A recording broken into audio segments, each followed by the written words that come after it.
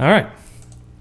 So, JT, welcome. We have Jt Pollard, the owner, creator of Frog Alley Brewing, Reform Architecture, and so much more. So, JT, thank you for coming today. It's my pleasure. It's good to see you guys. I mean, during this pandemic, or as I like to call it, the scamdemic. We've been hanging out a lot together, but it's always good to see you guys. Yeah, I know. And it was kind of a last minute, ask to have you, stop on in. And as always, it's no problem when you need me there. Yeah, absolutely. Cheers. Yeah, Cheers. Actually, let's do it. Oh yeah. Nice. Oh, what do we got here? What do you got? Well, I'm drinking the Squints right now, which is our sour. But we just canned a really great beer today, which is it's called Just a Trace.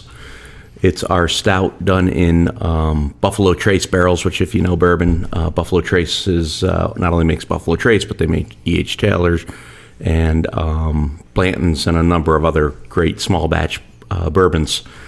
And we were able to get 16 barrels and age our stout in it, and it's really an unbelievable beer. It's 10.9%. Wow! So it's a big beer. We probably should have put it in 12 ounce, but we did everybody a favor and put it in 16 ounce cans. How'd you come across the barrels? Yeah, 'cause Buffalo Trace is awesome. Yeah, it's so we were looking all. We found one place out in California and they're like exchanges, so they buy bourbon barrels in bulk. And they go to a warehouse somewhere, and then they just kind of ship them around.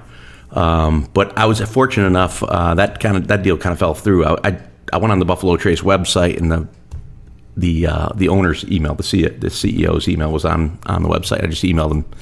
Really? He got right back to me. He's like, "Hey, we'd love to be part of this, and here's like 3 places that you can get barrels." And I called the first place, and they were like, "Yep, we'll have them there." And they were here in like 10 days.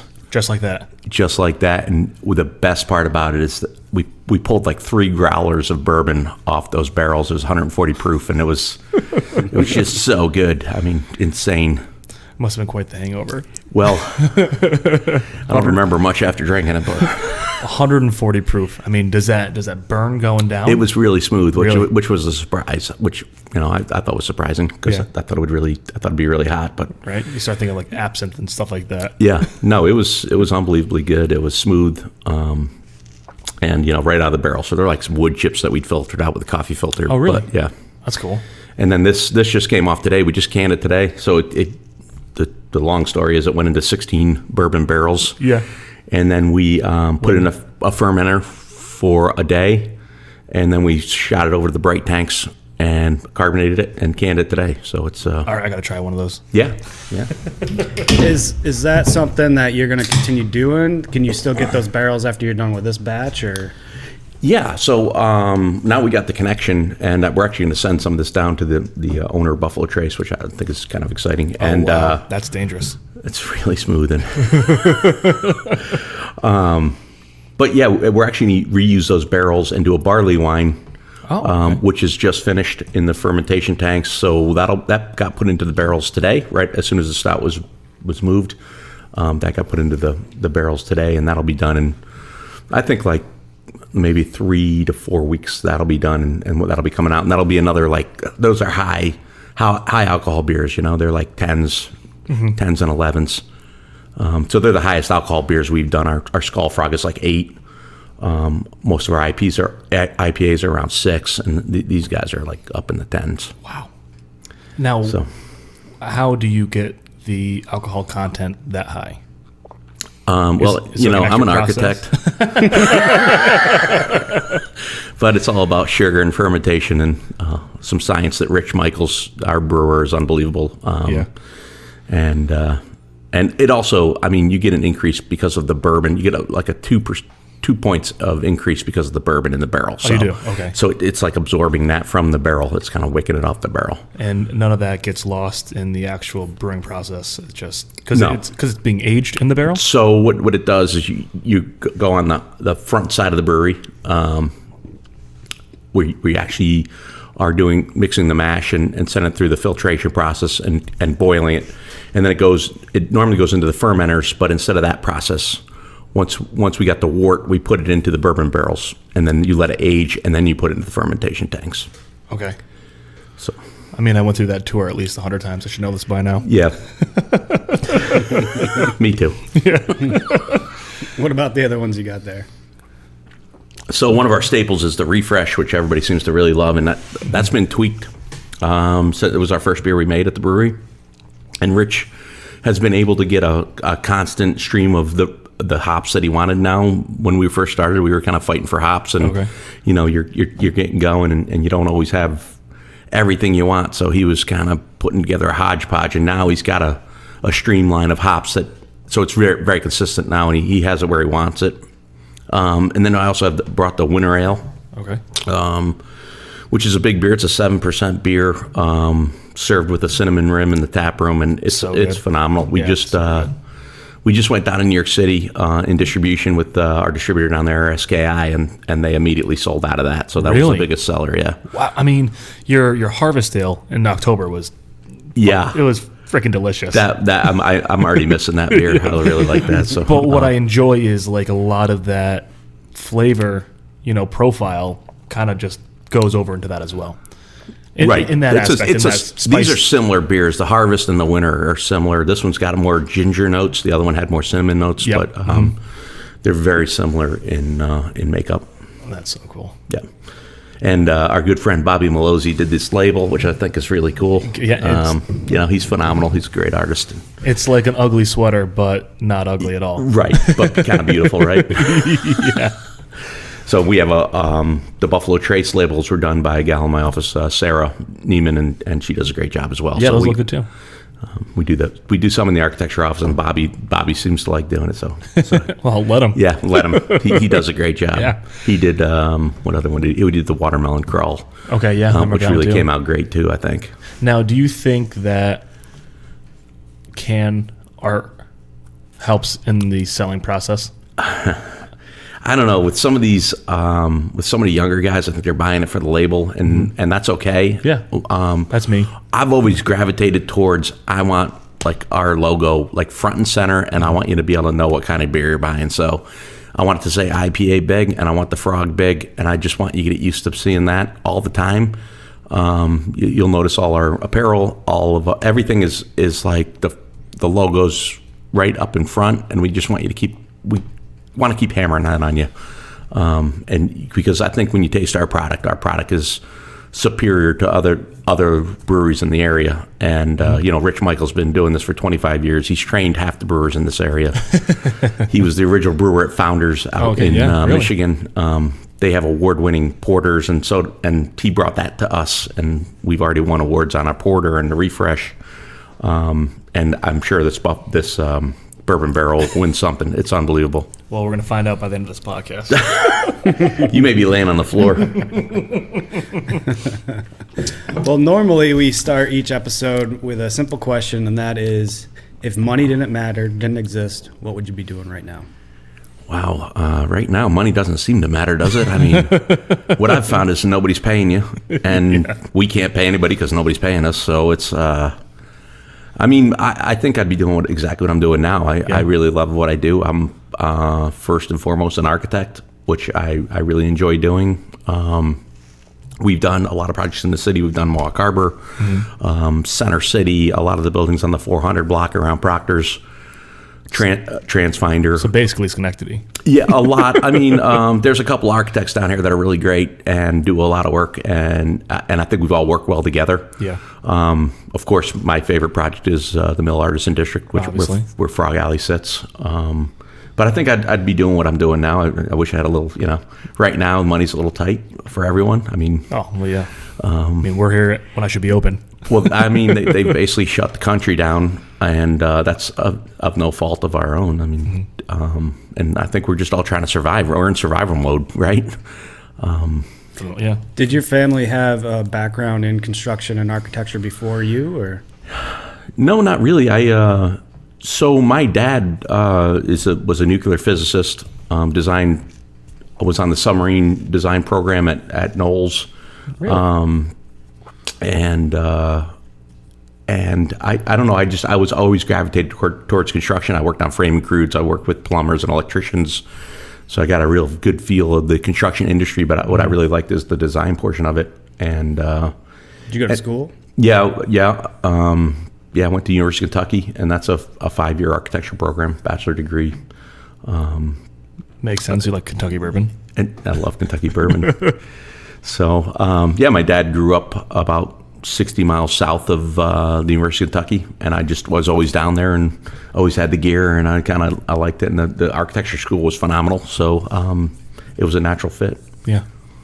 Yeah. What landed you in Schenectady? Just because your dad was here at the Atomic Lab, or? Yeah, so I grew up on Boston Lake, Burnt Hills, Boston Lake, and where Mitch's, it's a great town. Mitch's stomping grounds and mine, and just was, my parents used to bring me here shopping when I was a kid, and Carl Company, and I started working with a developer who was doing a lot of work with Bowtie Cinemas and Center City, the Gillespie Group, and was their architect for a long time, and just really started to like what I was seeing in Schenectady. I think it's for me, as an architect, when I came down here, it was like, wow, there's a lot of room to improve this area. Yeah. We were looking at, to move the office, I was looking at Saratoga and Albany and Cohoes and Troy. But I really gravitated towards Schenectady. They just seem to have their stuff together, They got the Metroplex, which Ray Gillen is an unbelievable force. I love the Metroplex. Yeah. They get it, and they're doing the right thing all the time, and nobody understands it, how great they are and how much they help facilitate projects and get them going and get them off the ground, and all the work that Ray Gillen and Jamie LaHutt do, and and they've got an unbelievable team. Oh, unbelievable. Yeah. Yeah. So I kind of gravitated towards Schenectady for that reason. It's a great little town. It's walkable.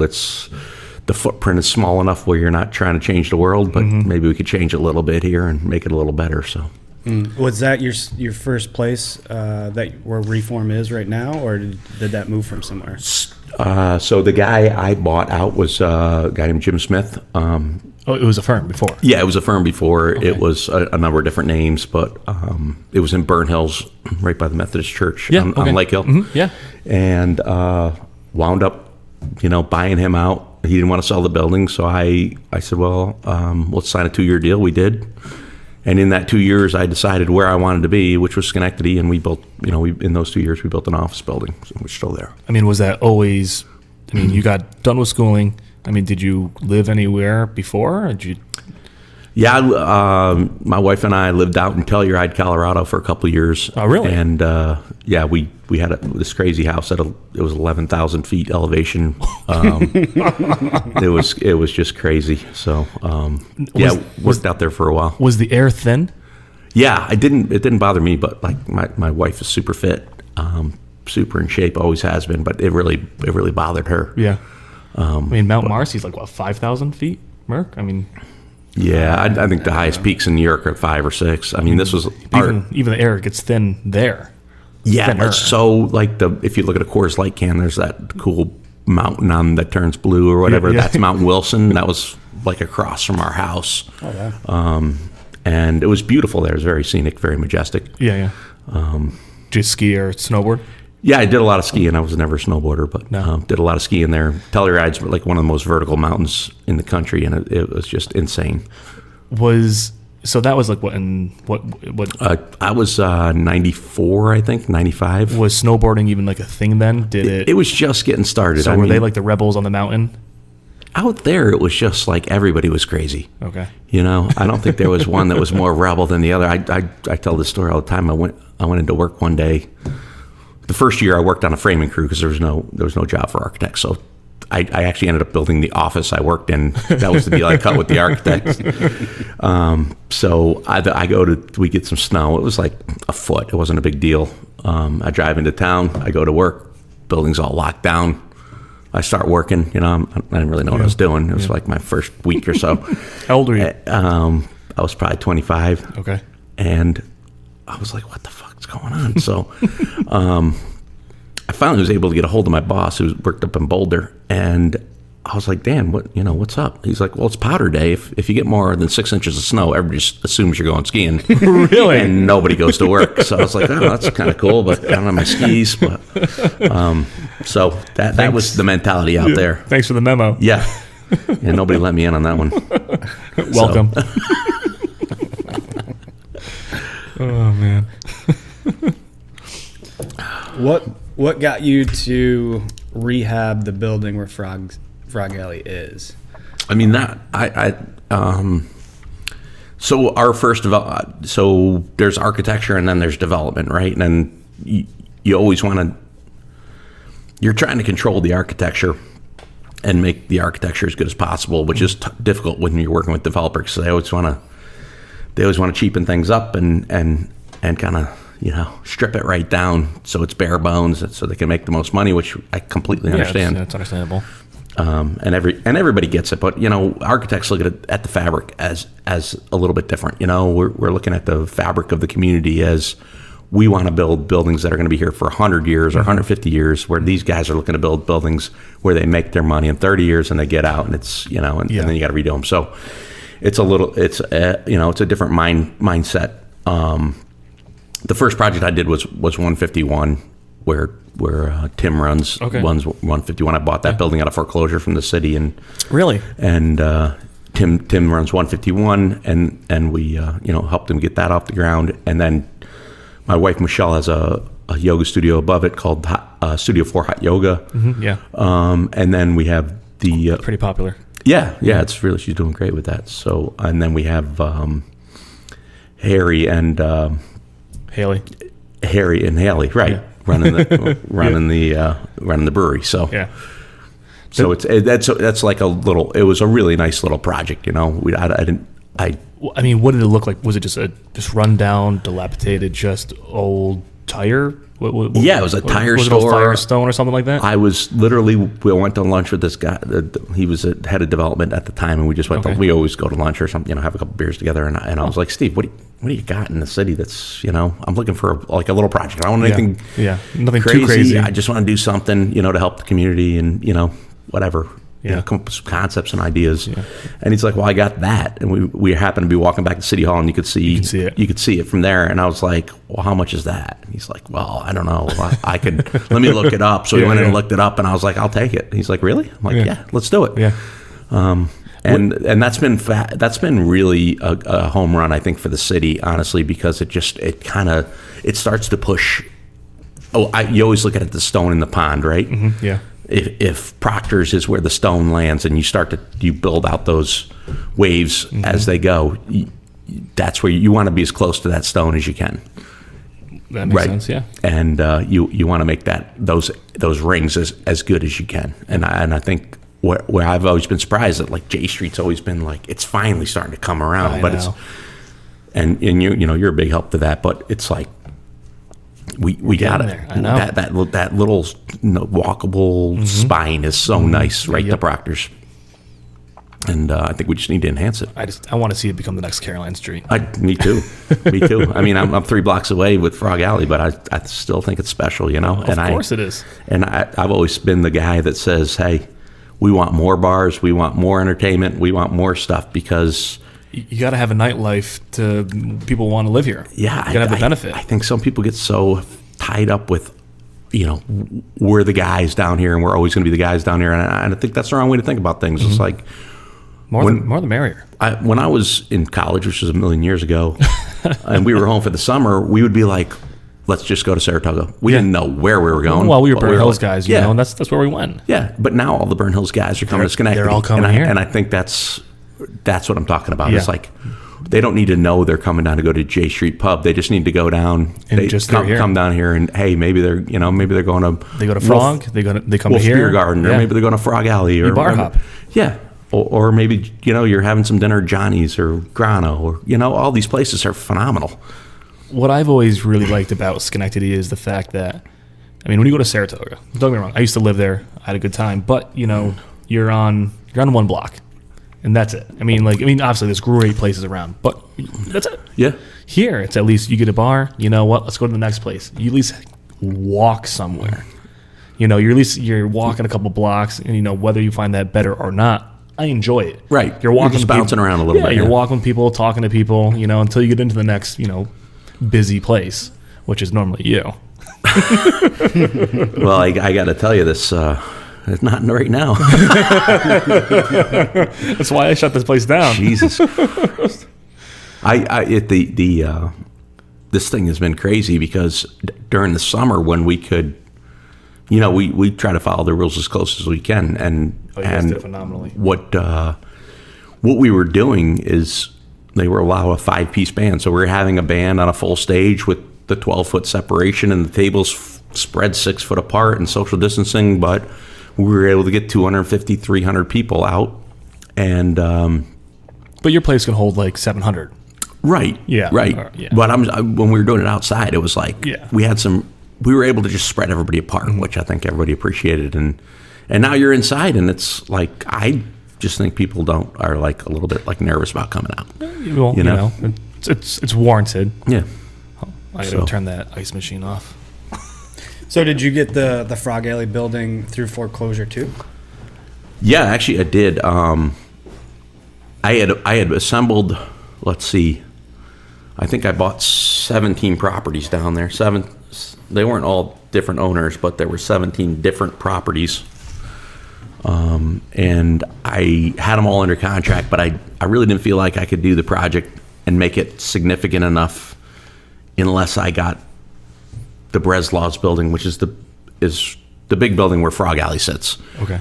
Because we had a brewery designed in some other spaces, and we always knew we wanted to do a brewery, but the Breslau's building was really the one we needed, and for whatever reason, you know, who knows, but it went into foreclosure and it took us like 8 months to get it, but we ended up getting it. So I had a buddy that lived in the apartments there before you guys actually had it, and it's amazing what you guys turned it into, because it was a shit hole before. I mean, yeah, it was like I don't want to say it was Section 8, but it was you know, it was bad. The one thing I didn't know when I bought it, and you know, we paid up for it, we paid a lot of money for it, and we ended up gutting the whole thing, but the floors sloped from the back of the building to the front of the building 2 foot. What? So every bay sloped an inch, and there was 24 bays. So it was like this craziness. I was like, when you're walking down the hall, you're like, what You're like, am I following forward? is that from settling or? No, no, the building's built very well and had this amazing foundation under it. It was an old furniture manufacturing space. Okay.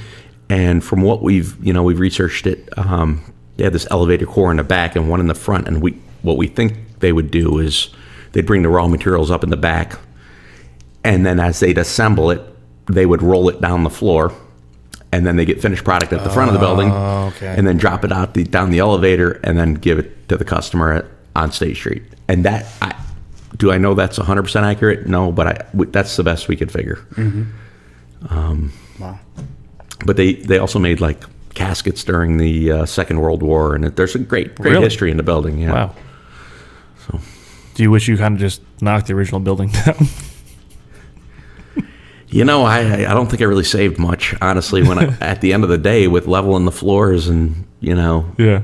the one good thing about having the existing building is we were able to build the brewery and get it operational while we built the rest of the facility around it. Yep. So I don't know if you remember like the little tap room in the back. Mm-hmm. Yeah. That's now the apartment lobby. Yep. And we were just able to at least start getting our brand out there and making some beer and selling some beer across the bar. So yeah. was it the home run? No, but it was, it was a way to get going. You had to do some seismic testing, right? Yeah, well, the new code requires all existing structures to be brought up to this new seismic code. So we spent like $2 million reinforcing it. And For those who don't know what seismic testing is. well, it's seismic reinforcing is what it is, and it's in case there's an earthquake. Mm-hmm. So yeah, just to make sure the building's sound. yeah, the soils really be like liquefy in a earthquake, and You just need to make sure it's stable. Yeah, and obviously it was. Yeah, obviously it is now for sure. Yeah, So- you have so much extra. Just it looks like It's sturdy. yeah. You got there's beams everywhere. Yeah. It's not going anywhere. But you were telling me it was more of it's more of an aesthetic look, honestly. Well, the plan was always to do the cage around the buildings to hold, because we want to do balconies on the apartments. Yeah. So we were always going to do the cage, but the seismic calculations that we needed to do made that whole cage a lot heavier, and we had to put like these angle reinforcements inside the building. So we just added a ton of cost to the project. Yeah, Which we'll never recover. but it looks great. It looks beautiful. It does. Yeah. You come into town and look at it and you're just like, look Yeah, at this fucking the Janelle Group. I don't know if you've been up to the Janelle Group space, but it's spectacular, and those guys are monsters. I mean, they're just the coolest company. Yeah. And Well, I was walking through the stockade, and you see where they were working out of, and they got like 80, 100 something plus people, and they're yeah, I think they hired. I think Darren said they had like 30 people through COVID. really So in the last, in the last 6 months, they've hired 30 people, and a lot of them are working from home. It's a tech company. They can work from home or wherever they can be mobile, but. yeah. But it's really cool space. It's on the top. We built it on the top of the Breslau's building, so we built new space on top of the existing building. Did you design it with the notion that they were going to probably rent it, or I mean, were you guys always talking like, hey, I'm probably gonna have this great space, and you guys want to? Yeah, a guy, City Councilman Ed Kozier, introduced me to him, and they're like, well, we want to see where we'd possibly be. So we rolled a keg over there, put it on top of the roof, put a little tent up on the roof, and we're like, Did you really? here's your office. And they were like, sold. It was just that easy, really. That's they love genius. beer and great views. So That's genius. yeah, it worked out really Is well. the view good from up there? Oh, it's spectacular. be I mean, all the steeples in Schenectady and just, overlooking the stockade. It's amazing up there. Well, I've managed to make my way to one of the terraces you have up there, and you have a great view of even GE. Just that. Oh yeah, the west patio. Yeah. Yeah. So that hasn't even really been used yet. I mean, we've had people up there, but there's The sunsets are killer. Oh yeah. Yeah. It's a 4,000 square foot patio. It's got a bar up there. And we'll use that for special events, Yeah, catered wedding. with Bountiful Bread and Okay. and Weddings Brian and White. stuff. Yep. Yeah, that's cool. Yep. Weddings, bachelor parties, whatever. All the above. Is there still a plan with those storage containers that you have? Yeah. So this the pandemic has hurt us in this way. Is we had a bunch of those leased to. The idea with the containers is, and if you're listening out there, you haven't been there, it's they're shipping containers that are fit up as bars, and there's 5 of them at Frog Alley that serve the outside patio and the inside space with a garage door that separates them. And if you were to rent one of these, you get the inside and the outside container. And the idea is that you pay us a lease, and you sign this agreement, which is called a AP agreement, and that's through the SLA, where you can manufacture beer in our facility as if it's your own facility. Oh, really? And then the idea is when we're jammed and we're having trouble serving everybody, Yeah. that these guys can serve their beer out of the container. They have eight taps in each container. Now, do they have to have their own liquor license to do that, or they just work under yours? No, they do. They actually get their own liquor license. So the idea is that we're working with the community college, and we're teaching their brewery program in our facility. And then the idea is like the next natural step would be like, hey, I'm either going to go work for a brewery or I want to start my own brewery. Yeah, and they have everything at their hands right there. So this kind of kills 2 birds with 1 stone. You're not full in on starting a brewery and laying down $5 million. yeah, You sign a lease, you come in, you brew under the guidance of our brewers. So it's almost like another logical learning step. yeah. You start to create your brand. I look at it as like another year or 2 of college, right? Yeah. With the lease payments and everything, but you're actually making money over the bar. So A master's program that pays you. Exactly. So and you're building your brand, and you're getting to know your customers, and you're starting to start those relationships with banks, and hopefully your next step is to start your own brewery. And that's kind of, it's like that. It's an incubator program for somebody that goes through the college program, has aspires to open their own brewery, but is not quite ready yet, and we give them that next logical step to get them there. And your what would you say your brewery facility, like if you had to put a cost value to your, as in saying, yeah, I can't afford a $8 million place? I mean, what would it cost to start that brewery? So our brewery, if you were just to rent the raw space and then put the brewery we put in, I think we had like $3 million worth of raw equipment. Okay. And then a couple $1 million to fit that, to hook that equipment up. Okay. You know, yeah. all the wire, you got to wire it, you got to plumb it, you got to steam lines. Now, do you have to have a company come in and do that? Yeah, we had. We did a lot of it ourselves. We set all the tanks. We built all the brew house. We set up the canning line. We set up the bright tanks. That's all accessible to someone who wants to do that. Yes. Oh wow. So we did a lot of that work ourselves, but like we hired Schenectady Hardware and Electric to wire it, and Troy Boiler did all the boiler piping. RMB did all the HVAC in there, and we had a great crew, all managed by BBL, who's phenomenal. Yeah. That's cool. So yeah, we had a great team down there. Yeah. Does the partnership with the brewing class over at SCCC, do you guys do anything with the distillery too, or is it just brewing? Yeah, so the distillery is, they're going to teach the distilling class there as well. So we have a classroom space, and then we have the physical brew house and physical distillery. So it'll be really hands-on training where they have their own license and they make their own product with the instructor. So they'll actually be able to, taste it. Where we've agreed to buy the product back from them. Oh, really? So it's a really nice kind of marriage with SCCC and engaging them into the project and into the community. I think they've been great as well to work with. So that's awesome. Have you guys done anything on your own, Frog Alley, with the distillery yet? Not yet. We're the distillery's all set up. The still itself is all set up. We did run water through it to make sure it didn't leak, but we're into the TTB, which is the federal piece of getting your license. Oh, okay.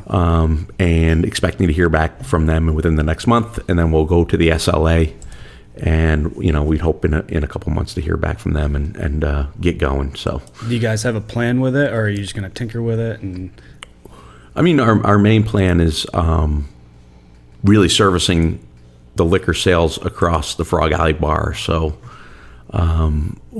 We can make vodka that's very similar to, say, Tito's, and we can get very similar profiles to the products we're serving there, and it's just going to be the profit margin on that is going to be way better for us because we can do like a bottle of liquor out of our own still for $2, where we're paying for the same bottle we're paying for $23 for a bottle of Tito's. The markup is that much? Yeah. Wow. So just because the raw materials are so cheap, and we have the whole hot side. So the brew house is the hot side, right? So if you're going to make mash for a bourbon or something, we can do that all in our brew house. We didn't have to double up on equipment, so we already had it there. It's like you may have to put another shift on of someone to come in and do it, but all the hardware is there to do it. So we're able to be very efficient in that.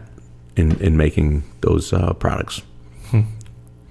That's cool. Are you able to do gin too? Yeah, we've got a nice. Merck and I are gin people, so me too. But I don't think people don't like me drinking. I don't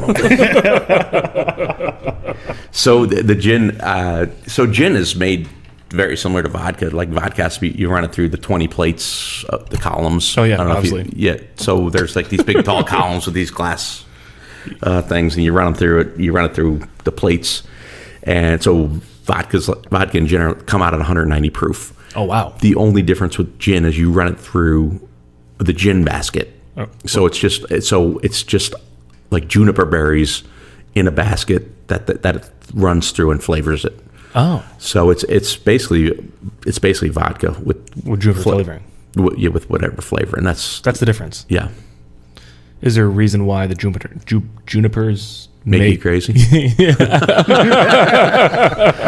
I'm not a scientist, but I have partaken. I mean, what is your knowledge on that, Merrick? I really don't have any knowledge as to how gin is made. Yeah. I can tell you how it tastes and then forget in a couple hours after I taste it. Oh, Jesus. Were you pointing at the Buffalo Trace? Yeah. Yeah. Yeah. That's funny. There's a few of them in here. I haven't hung it yet. That's the CFO. They were so cool. Our CEO, he's so cool. He's just like, yeah, what do you need?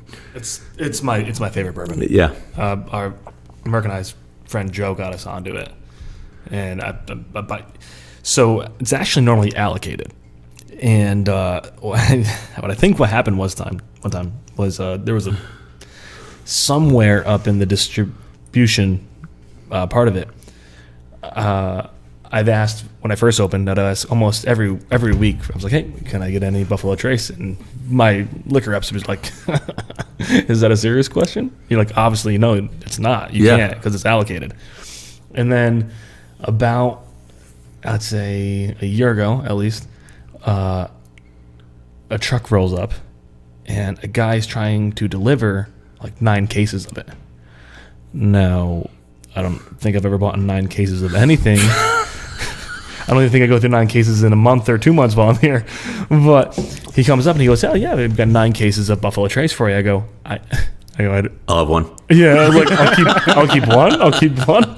I go, "Why? How much is it?" And he was like, $2,000. I'm like, "Yeah, that ain't gonna fly here, my friend." And so I think after that happened, it was just an account mix-up. But that order opened something up for me. Yeah. And so it was like a month or two later, I get, the courage to ask again. I go, "So can I get that Buffalo Trace?" And he's like, "Huh." I go, "Can you just try?" He goes, "All right." He goes, "Holy shit, you can get one." I go, "Can I get 2?" He's like, 2 bottles. I'm like, "Can I get 3?" How about a case? Put a case in. He goes, "Holy shit, you can get a case." Yeah. And then boom, case, and now I can get a case every single time I ask for one. Yeah, I love, like, Buffalo Trace makes a bourbon called Blanton's. It's their small batch, and that's like my favorite. And that's really hard to get now. I used to give it out as like Christmas gifts, and it was like $35-$40 a bottle. Now it's like $100 a bottle. Really? And I they just played that game of like, no, we're not. Do you blame them? Yeah, no. Yeah. No, Well, hopefully you can do that. I wish I was that smart. Well, it seems like you're getting there. You got to try one of these. I will. Crack it open. It's dangerous. Couldn't do it. I know, and you're drinking the Squints, the 3%er. Yeah, well, I had one of these at the tap room. Very first one off the tap. It was. When do you plan? Oh, it's on the draft line already. Yeah, we just put it on today. That's awesome. Oh, it's so good. So, wow. Yeah, right. So we're serving that in I think we're serving that in like an 8-ounce or 9-ounce glass because it's gonna. It's 10%. It's These are some fighting cans. yeah. You don't want to whack down a 4-pack. Put you in a hospital. It's quarantine. This is what I might need. This is a beer that you're like sitting on the couch, and you're going to be on the couch for a long time. Yeah. What are you guys planning on, let's say, in the future after COVID's over with music? Yeah, so we'll continue. We've got some really good connections in the music industry, and I've been, Rocco from Funk Evolution is one of my favorites, and we've been continuously chatting and trying to figure this out. Whenever, Cuomo or New York State, whoever did it, took away the cover, which really hurt us because the cover, not so much was the cover to make money. To make money. It was really to how do we set up the room with people that we know are coming. Yeah. And people that'll go and reserve a table, and if there's no money exchanged, then they don't care. They don't come. And then we're like stuck with like a 10 top in the middle of the room that's empty. And, what people don't understand is bands are expensive. And I think they do, but they think when you have a tap room, a bar. It's like this license to print money, and it's not. No, especially right now. Yeah, I mean, especially not right now. But now they're all laughing, But you have a band, even on a Friday night. This band is $3,000 to $4,000. Yeah. That's a lot of beer to sell. We've always just tried to do like $5 cover. We're not trying to kill anybody. It barely even covers the band. It won't cover the band, but it doesn't matter. Like what we're trying to do is just offset the band costs slightly, make sure we know who's coming, and at least you have them there. Right. And when they did, they did two things that really hurt us, and shut you down. One, you can't advertise for music. Two, you can't pay a cover. You can't charge a cover. 3, they cut our best 2 hours off. They cut 10 and 11 for us, and 4 for me. 10 to 11, 11 to 12, and then most of the staff from Frog Alley goes to J Street Pub. I don't know if anybody knows that, but and then we're supporting each other. So I think that just hurt everybody in a negative way, and I don't understand. I don't understand the science behind that kind of move. Well, for me, when he did come out and say, well, no, we realize only less than 2% of cases are now coming from bars because 1.7, but then everyone just moves inside, and which is understandable. People are they're going to hang out, they're going to drink. My thing was, at least we were babysitting them. At least when they were here, their masks were on when they were walking around. That doesn't happen. I mean, I've been invited to 4 New Year's Eve parties so far. Each one with at least over 20 to 30 people. Yeah. No one's wearing a mask. And at least our places, we got high ceilings, we got air moving through, doors open and closed. MERV 13, whatever the hell it is, filters. But I'm invited to go to a place where I'm going to be in someone's 10 by 15 living room with a 7-foot ceiling. Yeah. I'm obviously not going to do it, And nobody's at Walmart, going through the aisles, making sure everybody has their mask on. It's only at the cash register and when you walk in. No, then barely. A bar actually monitors it better than, all these other essential businesses. But they don't get fined for it. No. I mean, I don't know who's listening or whatever, but you gotta tread lightly. I know I can appreciate the thought process on shutting down early because the one problem we have had with people is when, we serve pretty big beers at Frog Alley, and you can drink 2 and you're fine, and you drink 3 and you're a mess, right? You just forget. And people just get up, and they're not doing it intentionally, and they're not trying to do anything wrong. But you tell them like 3 or 4 times, and you're like, "Come on, dude, come on, just put the fucking mask on." I know it's not my rules. It's really not my rules. How do you think I felt when they would leave your place and come to mine? I know, yeah. And I've had conversations with the SLA about what's going on, and they actually with me they've been fantastic to deal with. Trying to. I mean, I think they're really trying to coach you up instead of trying to beat you down. Which has been good. It's been and I've met with the county, Frank Solomon with the county, and really worked with him on what we need to do, and especially early on when we were all trying to figure it. We're trying to kind of figure our way, feel our way through it. We weren't the city here. Our caseload wasn't that bad. I like to say I follow the science too. But, when we have a county of 155,000 people and there's only 22 active cases, I get it. Yeah. But now it's a little different. We're in a different state now. It is. I'm very hopeful about this vaccine, and that everybody's everyone is, I think. seems to be on board with that, and it's getting pushed out pretty hard. So, we want to. I mean, you asked about music, Merc, and I think the one thing we're really excited about, besides just the local bands on the small stages.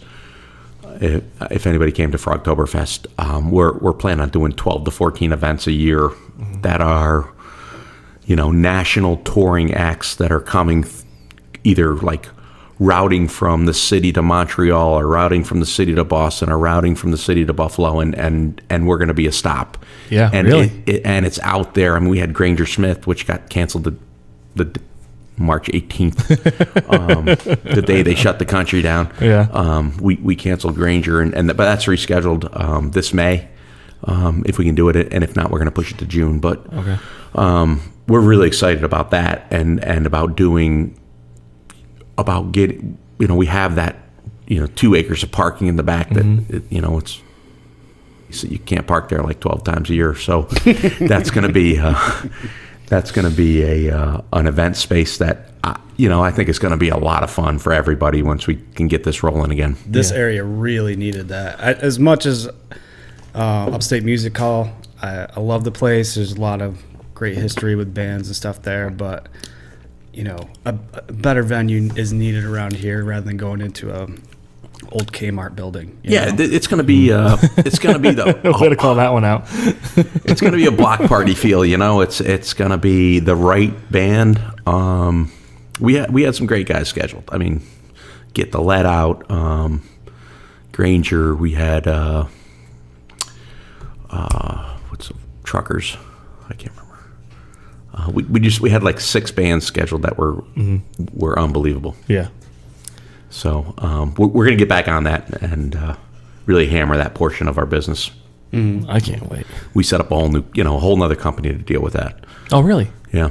Like a whole nother corporation? Or? Yeah, a whole other corporation. It's Frog Alley Productions. Is that for liability reasons? Well, I mean, there's that, and there's just how you kind of split the baby, right? Yeah. You want to be buying kegs from the brewery, wholesale, and selling them retail, and you just want to do it right for all the tax purposes, and so we've got a bunch of different corporations now that just to do it right. So, how do you even keep your head around all that? Joe's been great, Joe O'Connor's an animal. He gets the shit done. He does. He gets it done. He's an animal. Do you see that branching out of moving out of the parking lot at some point? And I don't know. We're actively pursuing property in the area and actively looking at more development projects. And could we make a better venue? Probably. But this, I think, is going to be very serviceable. Yeah. For a long time. I think it's a great way to do it because we're not investing a lot of money in a venue. We set up, I mean, you've been down there, the lower tap room, and those bathrooms were not set up for the brewery. That was all set up for event space. Of course, we'll have like porta potties and everything, but it's a nice way for people to go in and go to a nice bathroom and you got all the garage doors now and everything. It all and you can open the whole thing up and just awesome. It's like inside outside. Which was your entire concept upstairs too. Yeah. So it's the same concept. It's just downstairs. Just way bigger. Way bigger, So we're excited about that lower tap room too, because that's going to be more craft centric. We're going to really focus on one-off beers and beers for the beer enthusiasts, which we really haven't. We really haven't gone that direction yet. We were really getting our feet under us and trying to make our staple beers. And we have one of the best brewers in the country, and this guy can make some amazing beer. And this beer, Just a Trace, which is the stout in the Buffalo Trace barrels, is just so good. It's very smooth. I have a pretty good buzz off of it. Yeah, it's. How did you guys team up with him? With Rich Michaels. So I had the concept.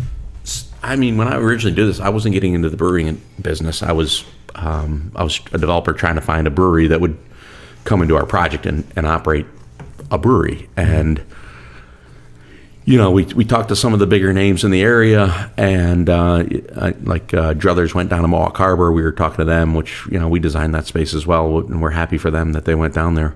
But when I was pitching this concept of really involving the community in the space and training, being the next step for training brewers, when we were meeting with SCCC, Dr. Muno there brought Rich Michaels to the first meeting where I did the presentation, and Rich pulled me aside after, and he's like, "Hey, I think this is a great concept. I'd really like to be a part of this." Really? And I said, "Well, what do you mean?" He's like, "Well, why don't we just do a brewery, And really? And I had known Drew Schmidt for a long time. Was friendly with Drew from. He had worked at Mad Jack, and I had known him from when he was with Steve Waite and trying to do a brewery in Schenectady. The big house from Albany was trying to do a brewery in Schenectady, and I'd met Drew. So they had worked together at the big house, so I thought it was like a natural team, and they're so friendly and they work together so well. Oh, they're so nice. So, and we've got some great students that we've gotten out of the program Really? that work with us as well. Steve and Laura, and we're excited about that. So That's so cool. yeah. So we've talked about a lot of things that we do know about. Is there anything insight you can give us about future shit going on? I mean, does it stop here? Does Frog go bigger? Does Reform take over more buildings? You gonna build out another block somewhere else? We're actively pursuing another block to do. Oh, you are? Yeah, and we probably will. I think I'll do it much different way. I mean, I won't try to tackle it myself. Yeah. Which I should have never done in the first place. But so Well, lesson learned. I remember whenever anything was going on, I'd be like, I'm probably downstairs, at the tap room drinking with Merck, and you have so many levels. I gotta you describe downstairs, and you got the lower level, and we're drinking, and I'm like, where's JT? You're out on the balconies putting together the railings. Oh yeah, no, we yeah. It's the whole place is gutted, and there's nothing inside. You're just out there, boring holes, drilling down. Yeah, Steve Kerber and I did a lot of the work there, which I don't, probably nobody knows that, but we did all of the demo, probably I'm going to say 50 or 60% of the demo.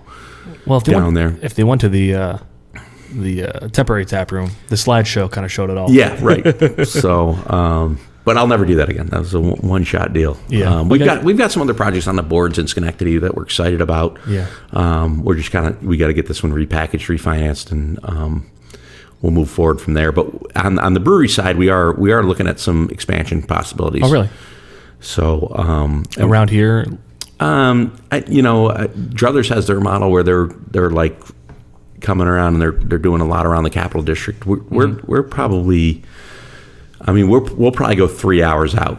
Oh, we're okay. Do another one. Yeah, so that's kind of my thought process. Is okay. We don't want to be we like Frog Alley to be a destination to bring people to Schenectady, not to I don't want to put a Frog Alley in every county. It definitely brings a lot of people here. Yeah, and that was a big part of what we want to do with Frog Alley is make it a destination and bring people to the area. And then we've got the 74 apartments that, the community at the apartments is really nice. I can't believe how fast you leased them out. Yeah, I think we leased 25 apartments in the first 30 days. We only have 74, so it was an incredible rate. Through a pandemic. And then we went right through the pandemic and kept leasing and leased them all up, and everybody was blown away. So we can't be more excited about that. So we've got a great mix of tenants. We got the Janelle Group, of course, on the top, which we mentioned earlier. We got the 74 apartments. We got Frog Alley. Then we've got Annabelle's Pizzeria, which does all our food for the brewery. We have Bountiful Bread coming in, and we've got a full bakery. And then we've got the distillery downstairs, the brew house downstairs, and then we've got SECC doing their confectionery program, which is kind of exciting. So that's so cool. A dessert program. So that's so cool. Yeah. Is there more commercial space available, or? I got 2,000 square feet left, and Tim Trier and I are working on something right now. Oh, you are? To do together in that space, and it's actually 4,000 if there's some other space available that we're tying it together with you. I wanted that. Yeah. I wanted that space. It's nice space. It's a space. It's awesome space. I love that space, but I think. Then we'll probably in the spring we'll start on the block house and get that thing all tightened up and cool. And is that the one on the far end? Yeah, on the west side. Yep. on Church South. It looks like a pretty cool building. How is it inside? It's really nice. It's it's all brick inside as well. It's pretty nice inside. It's a pretty historic building. Yeah, from the early 1800s, 1820, I think the original piece. That old. Yeah. Wow. The Breslau's building, I think, was from 1890. We placed it around 1890. Really? That's the first. It's one of the first cast-in-place structures in the country. Wow. Where they cast all the columns and beams. It has to be. If you look at the time frame on when that stuff was going on, it's it was within 30 years of being. You would know better than I would. Yeah, it's just incredible. It really is. That's awesome. So, well, hey man, I think I can speak for Merck and I both, and I say thanks for. Yeah. Popping our way this evening. Of course. Yeah. Sounds good. Appreciate it. And to everybody else out, do you want to shout out to anybody that's helped you along the way? Oh, God, the list is so long. I mean, we could be here all night. My wife, Michelle, Dave Mesler from BBL, amazing guy, has really had my back, and Kevin Gleason and Steve Obermeyer over there at BBL, they've been great. You know, all the contractors that have helped us out. Yeah. Steve Kerber, you know, the Brewers. I love Steve. Yeah, Steve Kerber's, and Joe O'Connor, who's just kind of rolled the sleeves up and got the financial stuff straightened out. That's not my strong suit, so more of a vision guy. Yeah. Doug Sales, this guy Doug Sales is like, he's unbelievable. So he's like the guy. He does the vision, high level vision stuff, and he's great. Ray Gillen and Jamie LaHut, who I mentioned earlier, and those guys are ballers. Gary McCarthy and Chris Lunn over at the city have been really big help in muscling our way through this. There's so many people to thank. I know. It's like, I know. Where do you start? Where do you end? Yeah, it's not, you know. Everyone's working just to get everybody. What was nice is, I think, like, not everybody, but 90% of the people, I think, understand what I'm trying to do, and they know that it's like the right thing for the community. It's not about me doing a project or me making money at the brewery. It's really about trying to change Schenectady and do something that's important enough that stands the test of time. Yeah. Is there anything with the city that you have in your back of your mind that maybe you can't tackle, but you would like to see change in the city? You know, Chris Gardner's another one who's always been so helpful with me. Chris is cool, yeah. You know, there's always things you could change in the city. I think Schenectady is a really nice place to do development because everybody's kind of on the same team. You know, I think everybody gets the vision, and that's sometimes the hardest part. Is like, we're working with a developer up in Plattsburgh, and he's trying to do this amazing project, and they're just stopping him. Like, they're just pushing back on him, and I'm like, what are you doing? This is a beautiful project, you know? It's sometimes they kind of get in their own way, you know, and Schenectady doesn't do that. I mean, Schenectady's always been a city, at least since I've been here, and I moved here and I started doing work down here in 2005, and they've just always been very receptive to good ideas. And I think that's, you know, you got Christine Primiano over at on the planning board, and Kristen Diaz, who used to work for me, and they all get it, you know. They all are they're rowing in the same direction, as I would say. Yeah. So I probably wouldn't change much with those guys. I mean, maybe not charge me any taxes. But that's not changing anything. No, that's not changing. So. But hey, man, I appreciate it. Yeah. Coming out. Yeah, thanks for coming in. Sounds good. Well, we'll end this podcast, and we'll have another beer. Cheers. And thanks to all your listeners for checking us out. Take care.